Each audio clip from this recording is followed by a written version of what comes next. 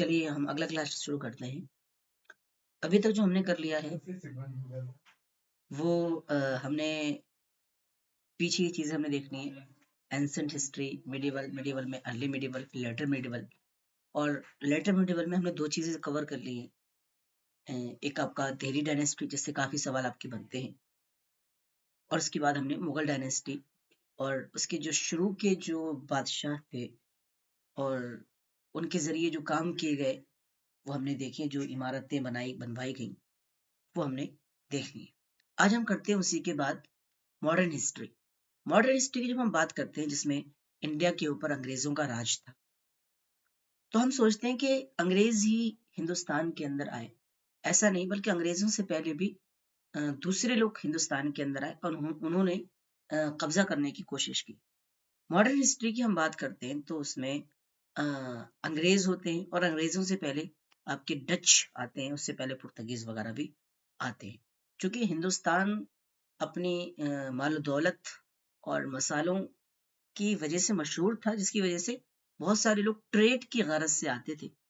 और यही वजह है कि ब्रिटिश भी, या कह लीजिए जो ईस्ट इंडिया कंपनी थी ब्रिटेन से जो आई थी, वो भी ट्रेड की गरज से आई थी, लेकिन उसने धीरे धीरे उसके पॉलिटिकल चीजों पर हिस्सा और कह लीजिए लेना शुरू किया, और धीरे धीरे उसमें इंटरेस्टेड हुए और कुछ हिस्सों पर कब्जा करके वहां से अपनी पॉलिटिक्स चालू कर दी और धीरे धीरे हिंदुस्तान के लोगों का शोषण करना शुरू कर दिया। तो मॉडर्न हिस्ट्री, इसमें हम इम्पोर्टेंट और अहम चीजें देखेंगे जो हमारी एग्जाम के उसमें, और कुछ चीजें इल्म के तौर पर हम कवर करते हुए चलेंगे।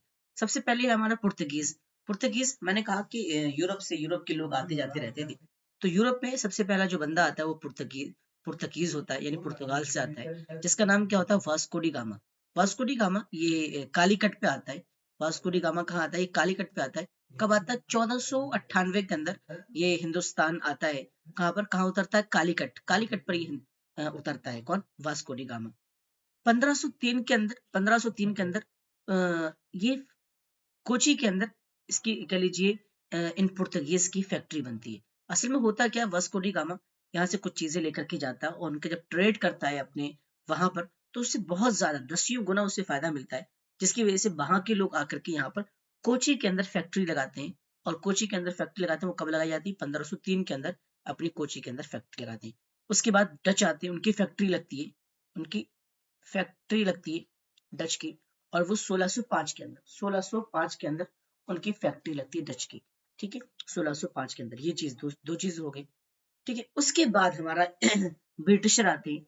फिर ब्रिटिशर और कह लीजिए पुर्तगीज के दरमियान भी क्या लड़ाइयाँ वगैरह होती हैं, जिसमें ब्रिटिशर जो होते हैं, या कह लीजिए ये जो ब्रिटेन के लोग जो थे, उनका कह लीजिए गलबा हो जाता है, और ये पुर्तगीज उनका गलबा कम हो जाता है। जब ब्रिटिशर जो है, जब वो आए तो 1600, इनका आना कब हुआ? वो 1608 के अंदर हिंदुस्तान के अंदर आए। 1608 के अंदर हिंदुस्तान के अंदर ये आए।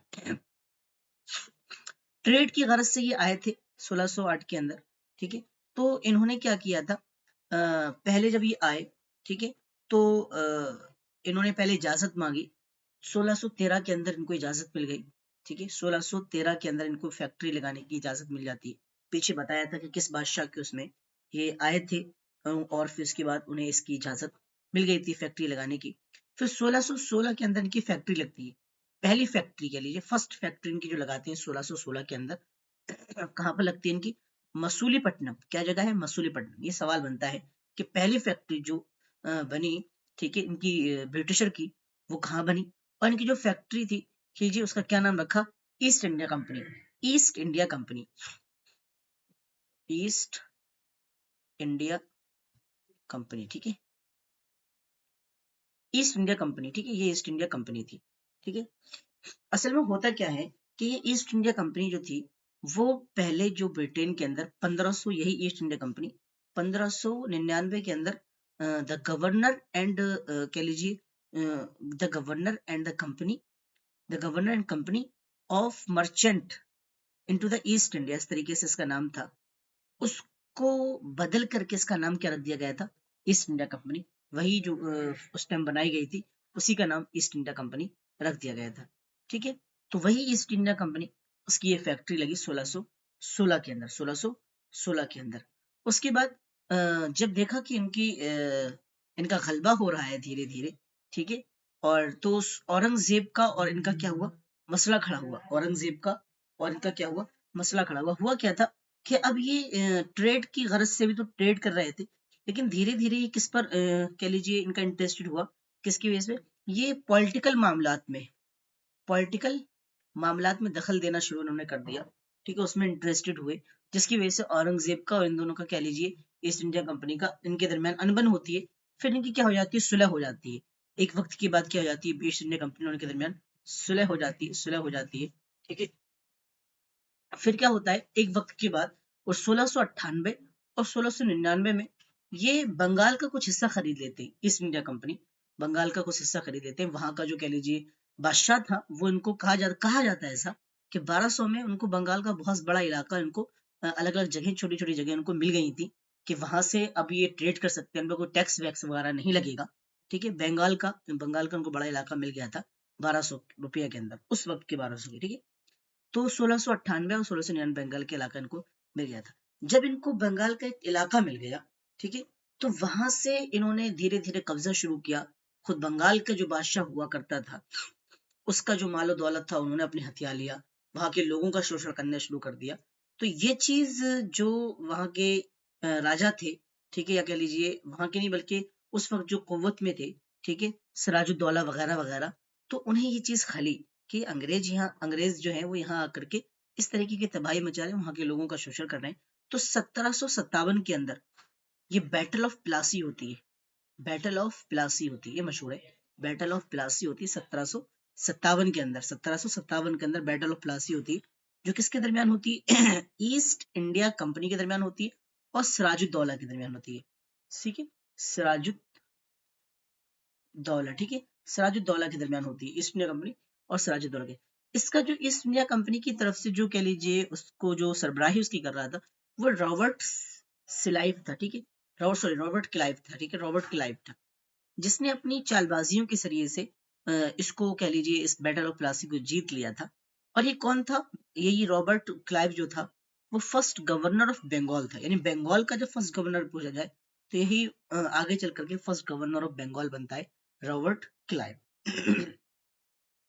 अच्छा, उसके बाद देखें आप कि अब जो 1757 की जो बैटल ऑफ प्लासी थी, यानी आफ्टर दी 1757, यानी इसकी जो बैटल ऑफ प्लासी थी, उसके बाद से जिसको सिराजुद्दौला के दरमियान और ईस्ट इंडिया कंपनी के दरमियान हुई थी, उसके बाद से अलग अलग कह लीजिए तहरीकें शुरू की गई, अलग अलग मूवमेंट चालू की गई, जिसमें अंग्रेजों के खिलाफ और उनके जुल्म सितम के खिलाफ लोग खड़े होते थे, लेकिन वो छोटे छोटे पैमाने पर होती थी, जिसकी वजह से अंग्रेज अपनी शिद्दत की वजह से और सख्ती की वजह से लोगों को जान से मार डालते थे, और जिसकी वजह से लोग डर जाते थे और वो रिवॉल्ट और जो भी होता था या जो भी मूवमेंट उठाई जाती थी उनको खत्म कर देते थे।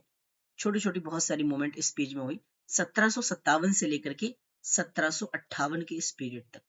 यहाँ तक कि जब 1757 से लेकर के 1858 तक, यानी इस 1857 तक, इस पूरे 100 साल के अंदर बहुत सारी मूवमेंट चलाई गई। लेकिन जब 1857 का दौर आता है, तो उस दौर में, यानी उस दौर 1857 के साल में अलग अलग जगहों पर बहुत ही बड़े पैमाने पर क्या होता है, मूवमेंट और रिवॉल्ट शुरू हो जाता है। और एक दिन मुतय्यन किया जाता है 1857 का साल, या इसके अंदर एक दिन मुतय्यन किया जाता है। अलग अलग लोग वहाँ के दिन मुतय्यन करते हैं अलग अलग जगहों पर। और इसकी शुरुआत कहाँ से होती है, कहा जाता है इसकी शुरुआत कहाँ से होती है, जो सैनिक होते हैं, ठीक है, जो सैनिक थे, ठीक है, कहाँ पर, जो ब्रिटिश के अंडर में जो सैनिक थे, ठीक है, जो ब्रिटिश के अंदर में जो फौजी थे, जो सैनिक थे, तो जब वो उनके लिए काम किया करते थे ब्रिटिशर के लिए, तो उनको गोली चलाने के लिए अपने मुंह से गोली को काटना पड़ता था, या जो भी चीज थी उसे काटना पड़ता था। ठीक है, जिसमें कहा जाता है कि सुअर की चर्बी और गाय का कुछ चीज थी, जिसमें जो कि हिंदू और मुस्लिम दोनों के लिए, मुस्लिम के लिए सुअर और वो हिंदुओं के लिए गाय, ठीक है, ये चीज मुनासिब नहीं थी, जिसकी वजह से सबसे पहले वो लोग बगावत करते हैं।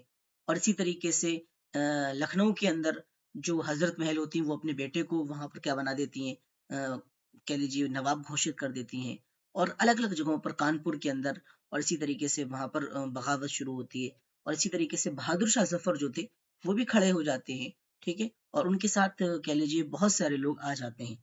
इस तरीके से रिवॉल्ट 1857 का शुरू होता है और अलग अलग जगहों पर ये क्या होता है, रिवॉल्ट चालू हो जाता है अलग अलग जगहों पर और एक बड़े पैमाने पर ये कह लीजिए बगावत थी, जिसमें बहादुर शाह जफर और उनके पीछे बहुत सारे लोग थे।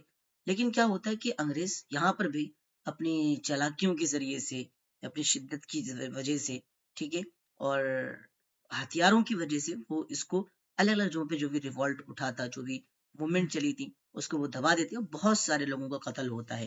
ठीक है, और बहादुर शाह जफर को रंगून भेज दिया जाता है, जिसकी वजह से वहीं पर उनका इंतकाल हो जाता है। अब इसके बाद क्या होता है कि और भी बहुत सारी चीजें इस पीरियड में हुई हैं।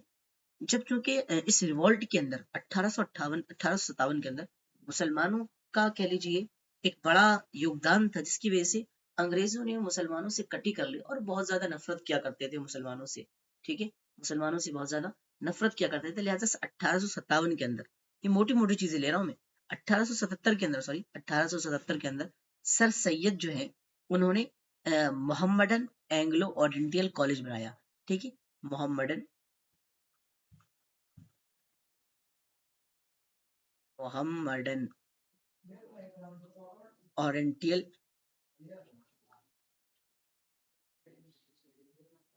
मोहम्मडन एंग्लो, ठीक है, sorry Anglo, Mohammedan Anglo oriental college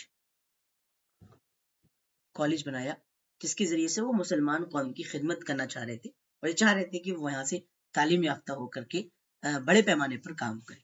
ठीक है, उसके बाद हमें और भी चीजें मिलती हैं। उसके बाद 1885 के अंदर बॉम्बे के अंदर क्या बनती है, इंडियन नेशनल कांग्रेस का गठन होता है। इंडियन नेशनल कांग्रेस का गठन होता है। 1905 की बात देखें तो 1905 में स्वदेशी मूवमेंट चालू की जाती है। स्वदेशी मूवमेंट जिसमें हम वो कहते हैं कि मतलब जो अंग्रेजों के जरिए जो सामान और चीजें बनाई जाती है, ठीक है, उसको उनको खरीदा नहीं जाएगा, उनको लिया नहीं जाएगा। ठीक है, तो 1858 के रिवॉल्ट के बाद एक जो चीज मैंने मिस कर दी, वो ये कि चूंकि उन्होंने ये चीज उनके समझ में आ गई कि ये तो बड़ी मुश्किल है कि ईस्ट इंडिया कंपनी अब इस पूरे इंडिया को कवर करे, तो लिहाजा 1857 के उस रिवॉल्ट के बाद वो अब जो सारे जो कवानीन नाफिज होते थे वो कहाँ से आते थे, ब्रिटेन के जरिए से आते थे। ठीक है, अब यानी कि पूरा जो हिंदुस्तान का इलाका था जो अंग्रेजों के कब्जे में था, अब वो ब्रिटेन की हुकूमत के अंदर हो गया था और वहीं से वो लोगों को वायसराय बना करके, अलग अलग गवर्नर बना करके वो लोग भेजते थे। ठीक है, तो अच्छा यहाँ पर था 1905 में स्वदेशी मूवमेंट, स्वदेशी स्वदेशी मूवमेंट चलाई गई, जिसमें अंग्रेजों के जो सामान को खरीदने से मना किया गया। इसके जो सरबराह थे कह लीजिए, जिनका नाम ऊपर आता है, वो सुरेंद्र नाथ बनर्जी, ये आप नाम जहन में रखें, सुरेंद्र नाथ बनर्जी। स्वदेशी ऐसे सुरेंद्र नाथ बनर्जी इसकी क्या है, वो थे अहम रुकन थे, या कह लीजिए इनके अंडर में ही ये मूवमेंट चलाई जाती है। 1906 के अंदर, 1885 के अंदर इंडियन नेशनल कांग्रेस, 1906 के अंदर मुस्लिम लीग का गठन होता है, मुस्लिम लीग का गठन होता है, और इसके अंदर दो नाम आपको अहम है, वो आपको याद रखना है, आगा खान और सलीमुल्लाह खान, आगा खान और सलीमुल्लाह खान। ये मुस्लिम लीग है, ये कहाँ पर थी, ढाका के अंदर ये बनाई गई थी, ढाका के अंदर, ढाका के अंदर। और इसका जो क्वार्टर था, वो हेड क्वार्टर कहाँ था, लखनऊ के अंदर इसका क्या था, हेड क्वार्टर था इसका, हेड क्वार्टर। ठीक है, 1914 के अंदर अच्छा ये 1906 हो गया। अच्छा 1914 की से क्या हो जाती है, फर्स्ट वर्ल्ड वॉर शुरू होती है, जो कि 1919 तक की चलती है, 1914 से लेकर के 1919 तक ये चलती है। उसके बाद देखें 1915 से कह लीजिए, अच्छा 1914 हो गया, 1915 में महात्मा गांधी अफ्रीका से इंडिया आते, अफ्रीका से इंडिया आते महात्मा गांधी, महात्मा गांधी अफ्रीका से इंडिया आते, और वो भी अंग्रेजों के जुल्मों से एकदम उनको भी बहुत ज्यादा पता होता है, यहाँ करके वो भी एक्टिव हो जाते हैं। अच्छा 1916 के अंदर हम देखते हैं तो होम रूल मूवमेंट चालू होता है 1916 के अंदर, होम रूल मूवमेंट, जिसमें जिसके जो अहम रुकन थे, चलिए जिसके अंडर में ये मूवमेंट चालू चलाई गई, वो उसके अंदर जो थे, एक बाल गंगाधर तिलक और एनी बेसेंट, दो नाम आपके जहन में होना चाहिए, आप इनको रख के जहन में, एक बाल गंगाधर तिलक और एनी बेसेंट। उसके बाद मैंने कहा ना गांधी जी वो एक्टिव हो जाते, तो यहाँ आकर के गांधी जी 1917 के अंदर चंपा, बहुत सारी मूवमेंट उनके जरिए चलाई जाती है, दो तीन मूवमेंट, जिसमें से 1917 वाले जो मूवमेंट है चंपारण मूवमेंट के नाम से, चंपारण मूवमेंट। तो ये चीज की चंपारण मूवमेंट किसने चलाई, गांधी जी ने चलाई, चंपारण मूवमेंट गांधी जी ने चलाई। और यह इसी मूवमेंट में काफी ज्यादा हद तक गांधी जी कामयाब हुए। इसी मूवमेंट के बाद रविंद्रनाथ टैगोर ने महात्मा गांधी को जो महात्मा का लक़ब है, जो महात्मा का कह लीजिए टाइटल है, वो गांधी को दिया। वहीं से महात्मा गांधी कहलाए गए। ठीक है, इस मूवमेंट के बाद 1919 में क्या हुआ? 1919 में दो चीज आप देखें, एक खिलाफत मूवमेंट और एक आपका जलियांवाला बाग। जलियांवाला बाग की कहानी आपको पता है कि एक बड़े पैमाने पर लोगों को उसके अंदर कत्ल किया गया। होता क्या था कि एक जलियांवाला बाग, वहां पर वो लोग जमा हुए थे और उसकी चारों तरफ क्या थी, दीवार थी। उसकी चारों तरफ क्या थी, दीवारें थी, जहां पर बहुत सारे लोग जमा थे और उसका एक ही रास्ता था आने का, एक ही रास्ता उसके पास आने का था। तो वहां पर लोग जमा थे और यहाँ से वो कह लीजिए एक जो वहां का कह लीजिए फौजी था, या जो उसके हाथ में जो थी टुकड़ी थी, तो यहाँ से वो दाखिल हो जाता उसी रास्ते से और गोली चलाना शुरू कर देता है, बहुत सारे लोगों को वो मार देता है।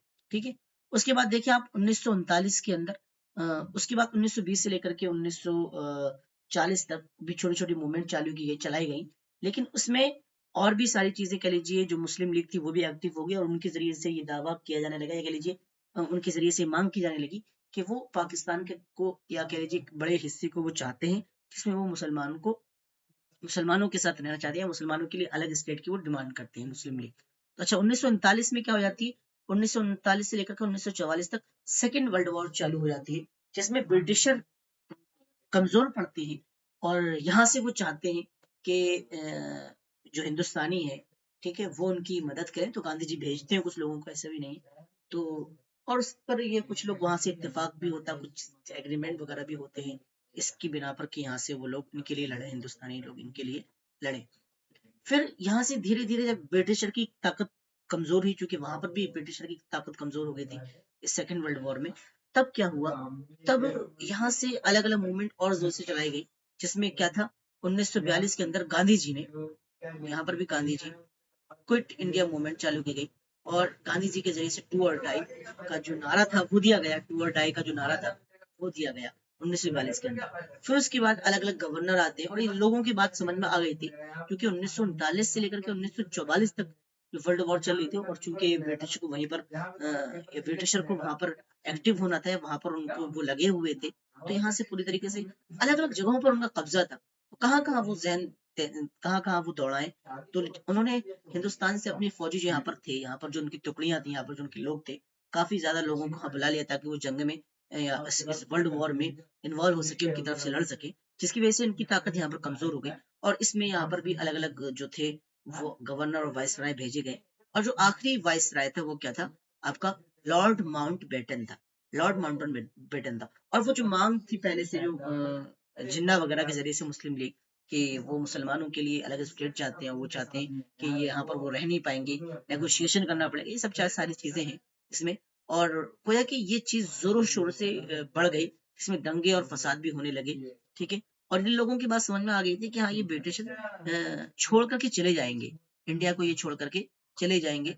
फिर इनसे लॉर्ड माउंट बेटन से पहले जो आते हैं, वो इस बात का यानी कोई कि डेट फिक्स की जाती है, 3 जून को फिक्स की जाती है कि हाँ 3 जून और इस तारीख को, 3 जून 1947 को ये आजाद कर दिया जाएगा।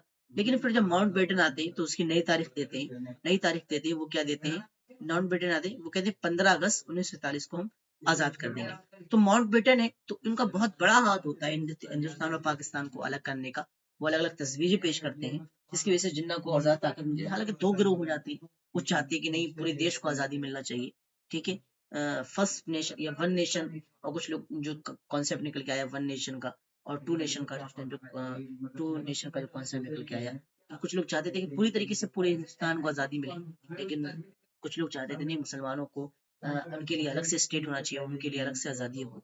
ठीक है, तो वहां से कोई कि कह लीजिए 14 और 15 अगस्त को इंडिया और पाकिस्तान का बंटवारा हो जाता है। ठीक है, और उसके लिए मैप वगैरह तैयार कर दिए जाते हैं। इस तरीके से क्या हो जाता है कि क्लियर हो जाता है यहाँ पर कि लॉर्ड माउंटबेटन यहाँ पर जो आखिरी वायसराय था, तो ये क्या था, लास्ट वायसराय था।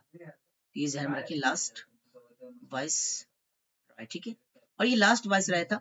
जब 15 अगस्त को आजादी मिल जाती है, तो यही क्या हो जाता है, फर्स्ट हो जाता है, first journal general governor, general governor,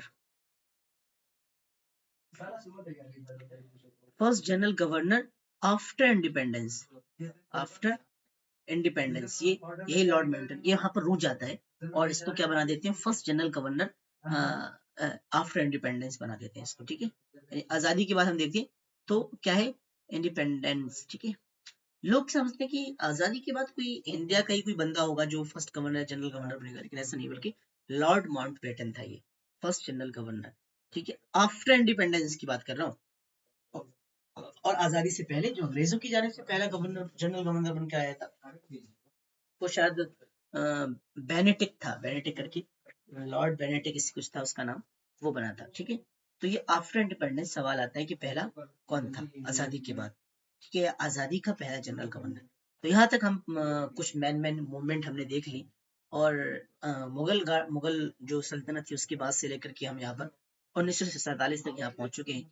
अब हम अगली क्लास में देखेंगे कि 1947 के बाद जब देश को आज़ादी मिल गई तो जो कॉन्स्टिट्यूशन बना वो देखेंगे, और उसके अंदर की जो चीज़ें हैं, और उसके बाद जो अलग अलग ओहदे थे जो लोगों को दिए गए, वो कौन किस किस को पहला ओहदा मिला, या फर्स्ट कौन सा शख्स था जिसको, कौन पीएम बना कौन प्रेसिडेंट, वो हम देखेंगे। और चूंकि ये पार्लियामेंट बना तो पार्लियामेंट के बारे में कुछ चीजें देखेंगे, ठीक है। तो यहीं पर हमारा कह लीजिए जो अभी तक सीरीज चल रही थी हिस्ट्री की वो यहाँ पर हमारी खत्म हो जाती है।